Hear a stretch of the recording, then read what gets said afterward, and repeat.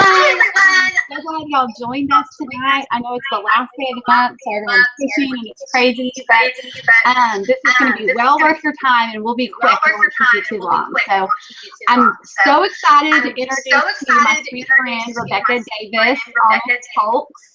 Notice we're wearing matching clothes. But it's not planned.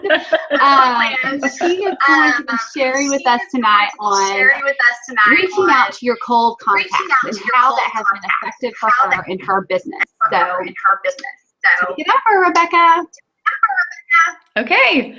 Hey guys, I'm super excited to be with y'all tonight and talk to y'all about this, because I feel like it is something that can make really one of the biggest differences in your team and just in your business. For me, when you can begin kind of get a feel for personalizing these messages and really kind of personal message to, you're going to see your team grow. You're going to find more versus people that just kind of have your business, and you're going to be able to see some growth.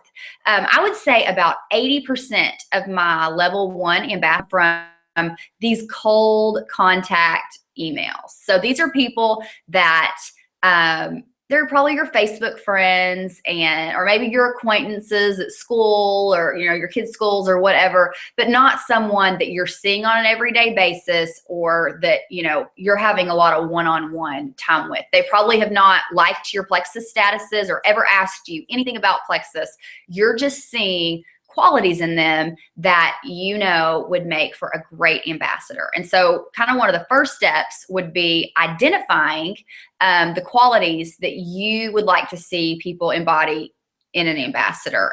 For me, I'm gonna say one of the biggest things I look for is someone that has a grasp and a presence on social media, that they've got some kind of emotional maturity in what they're posting, and that they have an audience that's listening to them. If they post something, that people are liking what they're saying, that the people are just kind of watching them, that they've got influence on a network, but that they really understand social media. That to me is immediately someone that I am after on my team, because if they're active on social media and know how to work the system there, then people are going to respond to them.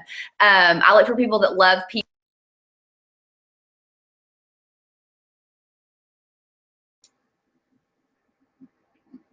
I think we lost Rebekah. Hang on just a second. We'll see if we can find her.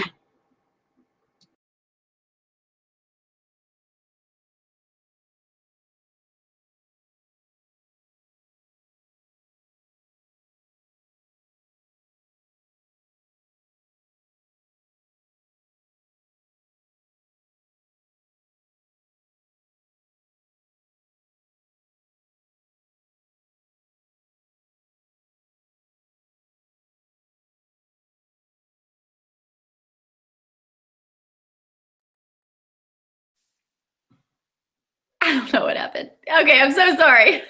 The whole thing just shut off. Okay, so sorry. Okay, so when you're looking for, clearly you don't have to have a great social media thing. You can just fall right off the face of the earth in the middle of a Zoom call, and it's going to be okay. Okay, but so people that are loving on people, and that they have a large network, and gosh, if they can have a different network than me, then that is even better. So I'm looking for people that are in different networks. I'm looking for people that are driven, and I actually look for people that are busy, that kind of like a busy lifestyle. And I think sometimes we can go, oh, they've got so much going on, they are not going to want to do this business. Those are actually the people that do really well in this, because they know how to fit all kinds of stuff in the nooks and the crannies of their day, and they kind of thrive on that busy factor. And so they do really well in Plexus. So look for people that are kind of juggling a lot of stuff. Sometimes they just really want to add something else to their list, and so Plexus could be a great fit for them. People that are interested in health and wellness, obviously, that are maybe naturally minded, or that they value, you see that they're posting and have interest in a healthy lifestyle. Those are people that I am looking for. Somebody that sometimes Plexus has shown me all kinds of different things where I am weak in different forms of either leadership or just personal things that I need to work on. And so sometimes I look for people that have strength in the areas that I don't. Like, I'm really attracted to people that have a lot of health and wellness knowledge and are kind of product gurus and ingredient people, because that's not my strength. And so I know that I would love to have people on my team with those kinds of strengths. And I'm looking for those kind of people. And don't be intimidated if, you're not a product guru or you're not someone that knows a lot about those things, because the products, we all know, are so awesome, and they've stood up to so many people that I was so intimidated to first present the opportunity to and to show them our products, and that I kept getting stamp after stamp of approval. Now I have a lot of confidence in bringing those to these people that, even though I'm kind of going, I'm not exactly sure why this ingredient's so great that we have it here, but they immediately are picking up on it and are loving it. I more center around the business opportunity. And so, but I'm still approaching people that are health and wellness minded. Okay. So when you identify those people, then you can start to craft your cold call email. And like, if I could just kind of like, the main thing that you want to think when you're sending these messages is personalizing them. Because what I've noticed in sending probably hundreds of these is that the more personal they are, at least the more responses you're going to get. I'm not saying they're going to join your team every time, but the fact that it's personal to them, they're going to respond. And just sometimes barely opening up that door is all you need to get that conversation started. And so this never wants to be, you never want this to be something that you could copy and paste from one person to the next, because people, they see that coming a mile away and they just flip right through. And so to me, I would just say, if I could say one thing you take it away, is really personalize this for that person. This is where you're looking for an opportunity. Okay. When you're writing this email, the only thing that you want to do here is to open the door. This is not where you want to explain the compensation plan. You do not want to explain the value of the pay point, or really give your whole plexus testimony. Like, this really can kind of be brief. And so you're looking to kind of tell them, short and sweet, that you want them. I think of that like Uncle Sam thing. I want you. There is a reason that you are after this person. And so you want them to know. Like, do not let this be an impulsive message, because, maybe you're sitting in the carpool line, you're thinking, oh, so-and-so, I'm going to write her a message right now. I would say, hold off, write her name down. And maybe while you're sitting there in the notes section, you write down some qualities and some things that you want to say to her.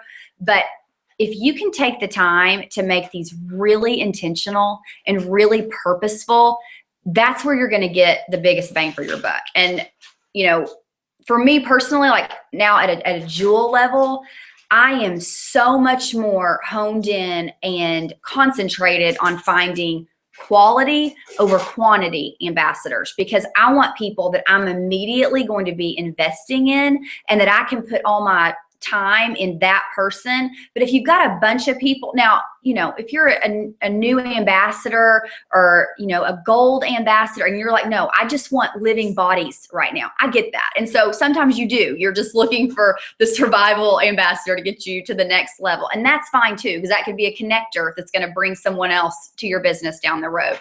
But when you're looking for these great people, it's really like, and as your business grows, if you can invest in finding, just a handful of great people and really investing in them and training them and running with them, you're going to see that pay off in dividends, as opposed to just sending out one message after the next, hoping somebody bites. Okay. So I would, whenever I'm thinking that I'm going to approach someone, and this is so hard because I have such an impulsive personality, but I want to kind of hunt them down a little bit before I send the message. So I want to start interacting on their Facebook. I want to start liking their pictures or commenting on a post or two, so that when I do message them, it's not totally random, that they've kind of like seen me, out of the corner of their eye for a couple of weeks. And because I'm interacting on their Facebook post, my posts are going to start showing up more in their newsfeed. So they may see something during that couple of weeks, and maybe I'm kind of starting to gear some of my posts towards some things that they would respond to, in hopes that they'll happen to see that at the right time. But those are really helpful in getting kind of priming them before you send that message. So when you do send it, though, I would really, just like I said before, there's a reason that you want them on your team. And so letting them know the qualities that they have that you're seeing in them, and why those are going to be strengths and are going to be just advantageous for them as they grow their Plexus business. Maybe you tell a little bit about how, if they have a similar strength to one of yours, how that's been helpful for you. Maybe you talk about if there's something that they're working toward, as far as a, maybe they just put a child in private school, or that they're trying to go to the beach that year. If there's a way that you can kind of personally tie in something to them that they would want to do this business, that's a great thing to do, because then they're going to start, their wheels are turning. And this is really just an opportunity for you to start building belief in that person before they really believe in themselves. Maybe they've scrolled through your post every day for over a year or 2 years, and it never occurred to them, oh, I could do this too. Maybe they're just seeing you and go, oh, must be great that she's getting to go, to Vegas or to Orlando or wherever you're getting to go. And, you're doing this Plexus thing, or you're saying some things that you've been able to do because you started this supplemental income, but it didn't really dawn on them that, oh yeah, I could do that. I could do that. So this is the time to do that. I make that post, that email. So like I said, super personal, and, some details in there. And then hopefully they're going to respond. If they don't, then a few days later, I will send a voice message. And a lot of times, if they're not, Plexus-y like we are, then they don't know what the voice message is. And so it's kind of fun for them. They're like, oh gosh, she's on there, like leaving me a voice message. And so that alone will sometimes get people to respond, just because they think it's cool to receive one of those. And, but then, so after a few days, I'll send them a voice message, and I'll be like, okay, I know you saw my message, and you're kind of thinking, here comes that crazy Plexus girl after me, wanting me to schlep pink drink. But I really want you to listen and to just give me a few minutes to tell you why this has been such a big deal for me, why Plexus is different. If you've seen different network marketing companies, or that you kind of have a bad taste in your mouth, could you just give me just a few minutes? And if it's an absolute no, and you go no, then I am not going to stalk you in the Kroger parking lot, I promise. But if you could just give me a few minutes. And what that sometimes does is, because you've written that message up there above the voice message, that they can scroll up and kind of read back through what you've already said. That's helpful, because maybe they just skimmed it the first time, but then they hear the voice message and they'll go back and look. And obviously not every person is going to do it just like that, but a lot of times they do. And so that's just a way for you to kind of get a little bit more personal with them. And I think that is super helpful. Maybe they tell you, you know what, I'm really busy right now, or whatever. I cannot say enough, that the fortune is in the follow-up. Of those 80% of people that I'm saying, my level ones, that I've cold contacted, hardly any of them said yes right away. I would say on average, I had to follow up with them for 3 or 4 months. And I was just kind of checking in every 4 to 6 weeks and just saying, hey, I was just thinking about you again, and kind of maybe referring back to whatever their reason was they weren't interested at the time, or maybe sending a voice message they haven't responded yet and just saying, okay, I'm thinking of you again or whatever. And again, most of them are 3 or 4 months. I have one girl that just went Ruby this month, and I kept following up with her for a year before she finally jumped in. And so if you're really after this person and you really see like potential and reason why they could be great, get yourself a Plexus follow-up calendar. I love those big desk calendars because I can put all kinds of names in there and maybe like how many times I've followed up with them. Or if you're like Nikki and you have a spreadsheet, that's probably way better. But keep track of it so that you don't just let them slip through the cracks, because especially after you put that initial investment in there. And the Facebook Messenger app is so great that you can like scroll up and see what you've said before. I mean, that's super helpful to me to know, okay, we had a little bit of conversation here, or you know, what have you. But I sent Nikki earlier just a sample email of one that I sent to someone a year or so ago, and just but she'd responded and joined my team and all that. And so these may seem kind of cheesy because you are kind of like not flattering, because it's true what you're saying, but you do kind of overdo it to say, no, really, like you're really good at this and you're this and this. And I mean, who doesn't want to hear like nice things about themselves? So that all, I mean, just getting to kind of butter them up a little bit softens them to the information that you're bringing to them about Plexus. So anyway, so those are just kind of some of my tips. I don't think they're anything that's going to like revolutionize, but I do think if you can kind of work on personalizing these message in, you know, your verbiage and your personality, that you're going to see a better return on investment when it comes to prospecting your cold contacts. That's fantastic. Thank you, Rebekah. We're going to open it up for just a few minutes of question and answer. There should be a little link where you can click be part of the conversation, and you can add in a question there. So while we're waiting on that, I wanted to say, I think it's genius, Rebekah, on the gearing your regular Facebook posts toward them before you message them. I've never thought to do that, and that's brilliant. I love it. Yeah. No, there were several things that you said that I was like, oh yeah. You know, it's funny because the thing I love about Plexus is there's so many different ways you can work this business. I have never signed an ambassador through a cold contact, and she's done 80% of hers. And I think I've signed 125 level ones and never. And so, but I'm really good at closing the deal. Like if you talk to me, you're probably going to join my team, or if you open up a door at all. So, but it's just, I love it. So this is stuff that I have been weaker on training on because it hasn't been effective for me. But I wasn't doing the right things. I can tell you that listening to this. So does anyone have a question for us? I'm not sure if people can figure out how to use this. I've never done the question and answer before on the Google Hangouts. Oh, there you go. Do you have a suggestion about? Question for us? I'm not sure. Sorry. Do you have a suggestion about how to contact people who could use the products, like someone with fibro, diabetes, etc.? So someone that has a sickness that you know this could help.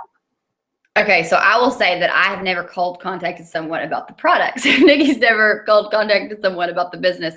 Now, I will say, like, if someone has like a Facebook status and it's, hey, you know, I'm looking for something that's going to help with my son's eczema or something, then I would message them. But because, and I mean, maybe if I'm always thinking weight loss, and so I would never contact someone about weight loss, but about the products, I think that I would just, I mean, there has to be a way that you know that they need it. I don't know why, but I have several friends, and like I have a child with diabetes, or their spouse has diabetes.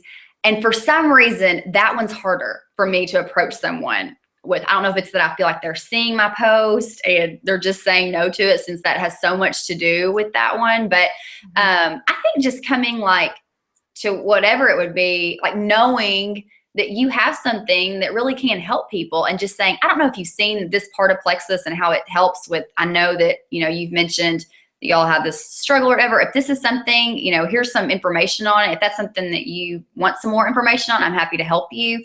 And if not, then maybe you found something already that's great, and, you know, carry on. But I mean, just kind of maybe giving them the information would maybe work well?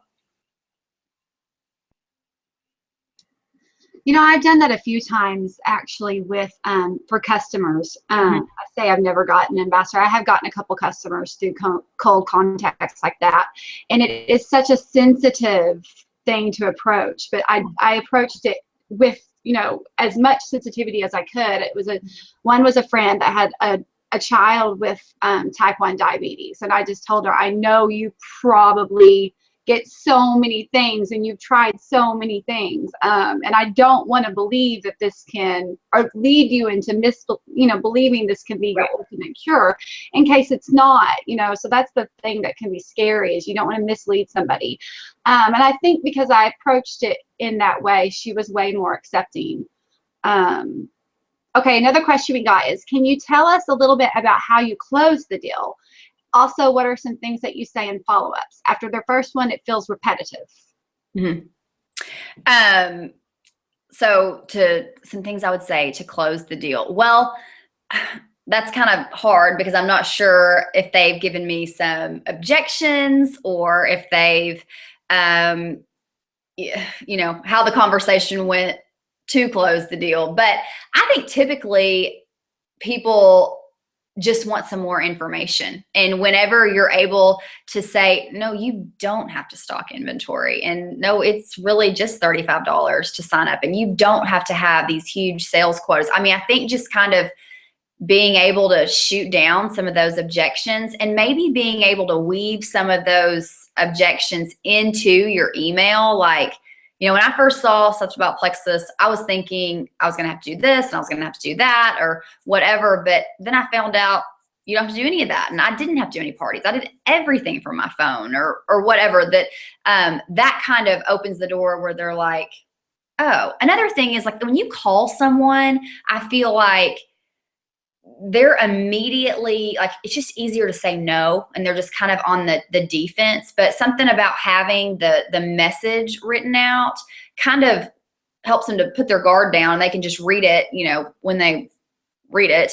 And it helps to kind of lighten the intensity. Like, you don't feel as aggressive or invasive if it's in a message form. But closing the deal, I'm sure, like y'all, I just love Plexus, and I feel like it really can meet people on whatever level that they're looking for it as far as a business opportunity.